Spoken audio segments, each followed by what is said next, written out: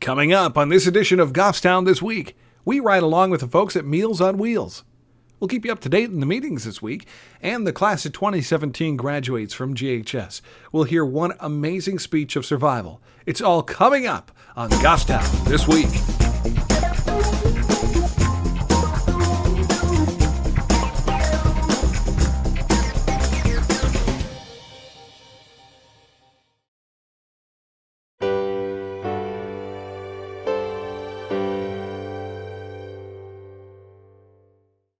Hi, Brad Parkhurst here for another segment of Seniors Count on Goffstown This Week.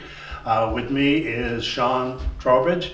He's with the Meals on Wheels program as part of the St. Joseph Community Services. If you remember, we did a program a couple of weeks ago with Carrie Bosky. Now we're going to go out on an actual Meals on Wheels delivery. Now, Sean, if you could tell us a little bit about that? Of course. So what St. Joseph Community Services does is we provide Meals on Wheels to all of Hillsborough County. So what that entails is delivering a meal that consists of 1/3 of the nutritional value that a person needs, and it also covers a safety check, which is sometimes more important than the meal itself, because some of these people don't see anyone else the whole week. So it's important to have that other visit. So that's what we'll be doing today. Well, that's great. Well, let's head out on the trip now. Perfect. Thank you.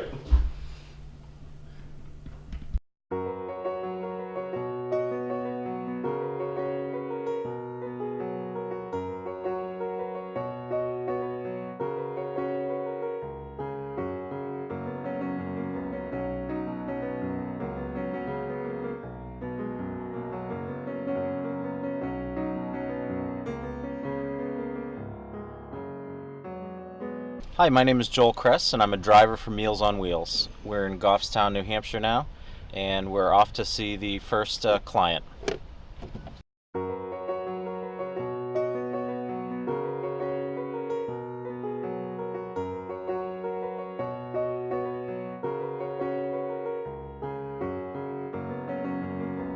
Those rural routes are like 70 miles a day because you drop one off. And then you drive another like 7 to 10 miles, and then you drop another one off, another 7 to 10 miles. Versus me, I just dropped off 4 within, walking distance. Yeah, that's right. And me personally, every volunteer has their story, and every driver obviously has their story too. But I have a full-time job, a family, and this is my lunch break. Yeah. So making it a 8-mile loop where I can, deliver, between 10 and 15 meals, depending on who's home and what time of year. We get a lot more in the winter than the summer.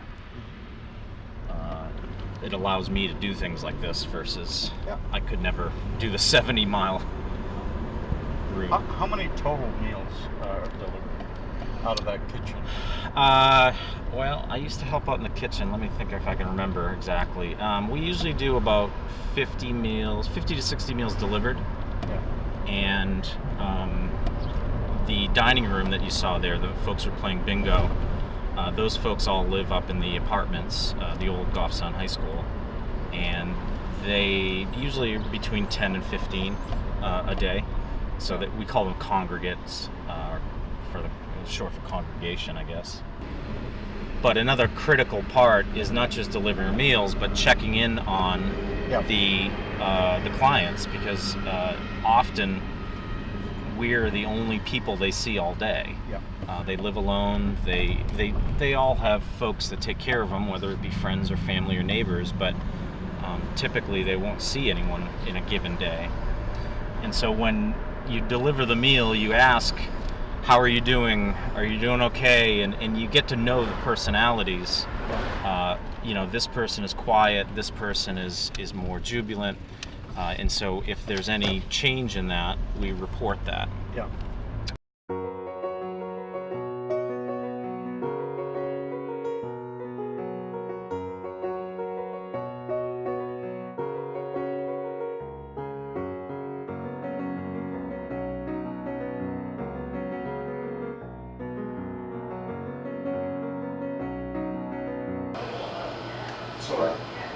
Well, right now I'm serving the Congress diners, and today's meal, it's a salad bar day for our Congress diners, and it's a BLT with a cheddar broccoli soup, a carrot coleslaw and a pound cake with whipped topping. Once a month we do a special meal just for the Concord diners, which would be a salad bar, and it varies month to month, and this month it just happens to be a BLT on a bulky roll. Well, we're done. We've just gone out on a great trip on Meals on Wheels. I want to thank Sean so much for showing us about that. It was extremely interesting, and the safety check was very important to me. So again, Sean, thank you very much. Thank you.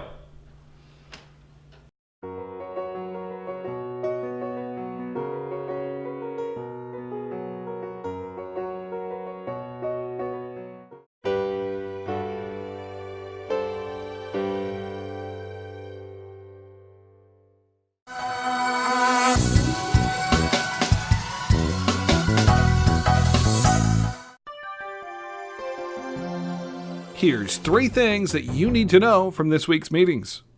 On Monday night, selectmen announced that they are seeking the oldest resident in town for the town's Boston Post cane.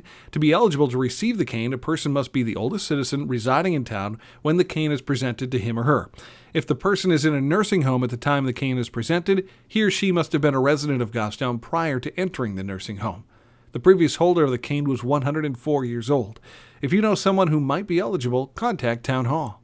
On Wednesday night, the Department of Public Works held a public information meeting at Town Hall about Phase 2 of the Village Reconstruction Project. People were able to see plans and ask questions. The total scope of the project is the reconstruction of Main Street and North Mass Street from Mountain Road to West Lawn Cemetery at Church Street. Phase 2 focuses on Main Street and the Elm Street and High Street intersection. The entire scope of work includes a complete road reconstruction, including new sidewalks that are ADA accessible, bump outs to shorten pedestrian crossings, striping and paving, curbing, drainage, landscaping, and some sewer repairs and pole relocations. During the Capital Improvement Program meeting on Thursday, members heard from the town administrator and Parks and Recreation director about major needs. The CIP committee is a subcommittee of the planning board, and one of the tasks is to review, prioritize, and recommend capital improvement projects requested by town and school district officials for the next 6 years. Some of the project members heard about Thursday include improvements in IT and security, work for a sports complex, and a new town hall parking lot. And that's 3 things from GTV 22. Catch the full meetings on our channel or online on our on-demand Vimeo page.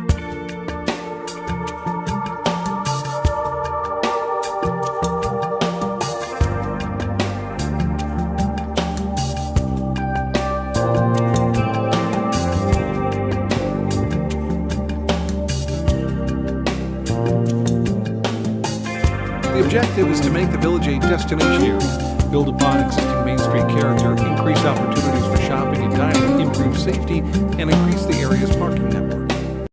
I have chosen to have one of your classmates deliver the final words this evening. At this time, I would call to the podium Maddie Carlson.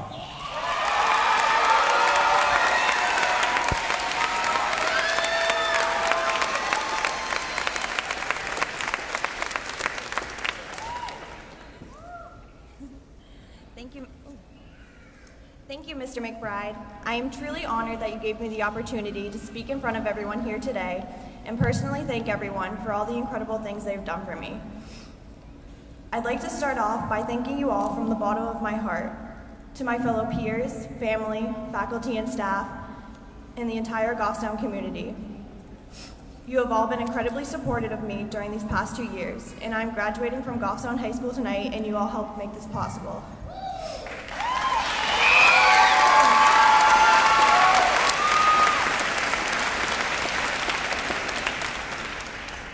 As most of you know, 2 years ago I was diagnosed with Ewing sarcoma, which is a rare form of bone cancer and given a 30% survival rate. And my diagnosis went exactly like that. How is someone supposed to have a positive take on a horrible situation when given those odds? But I guess that was the point. Suddenly I was a 16-year-old being treated like an adult.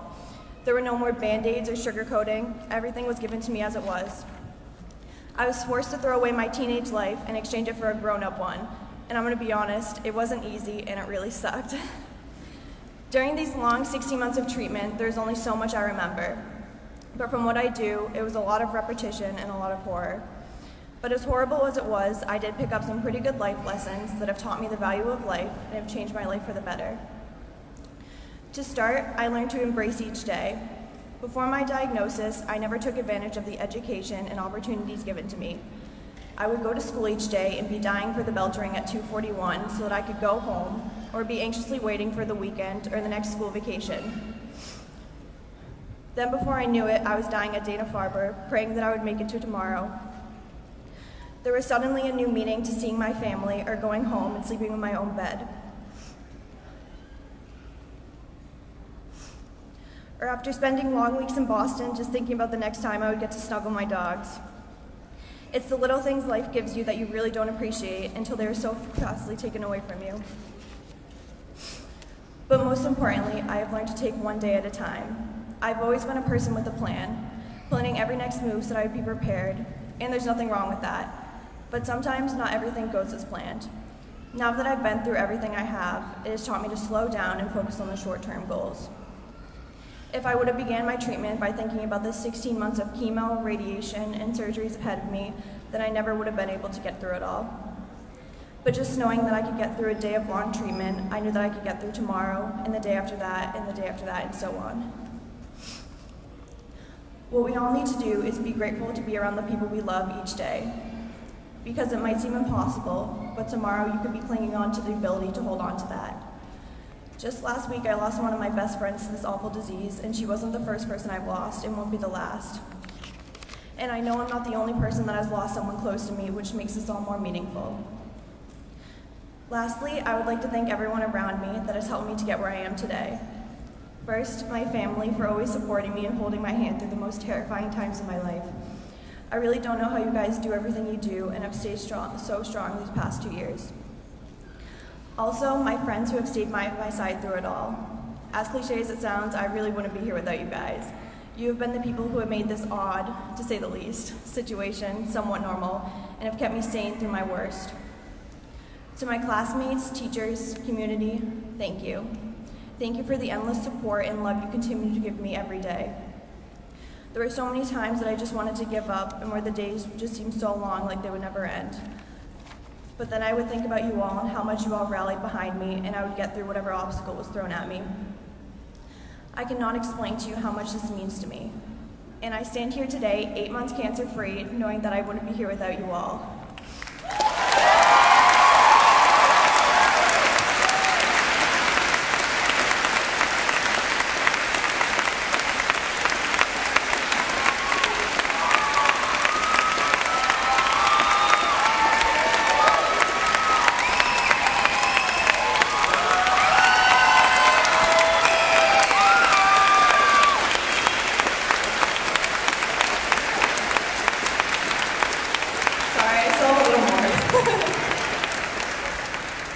Thank you so much. I am so thankful to live in a small town where everyone is so supportive of each other. The love and support you all continue to show me have shaped me into a better person and has completely changed my perspective on life. Please don't leave all the love you have when we all part our ways. You help make the world a better place with it. So, class of 2017, as we sit here anxiously waiting for our diplomas and to never look back at high school, take a moment to take it all in. Look around and appreciate the life you've been given and the people around you, because some people aren't as lucky as us to be here. We are young, healthy, and about to be high school graduates, so let's take advantage of that. We are all here for a reason, so let's not leave without one. Let's go make the world a better place. Thank you.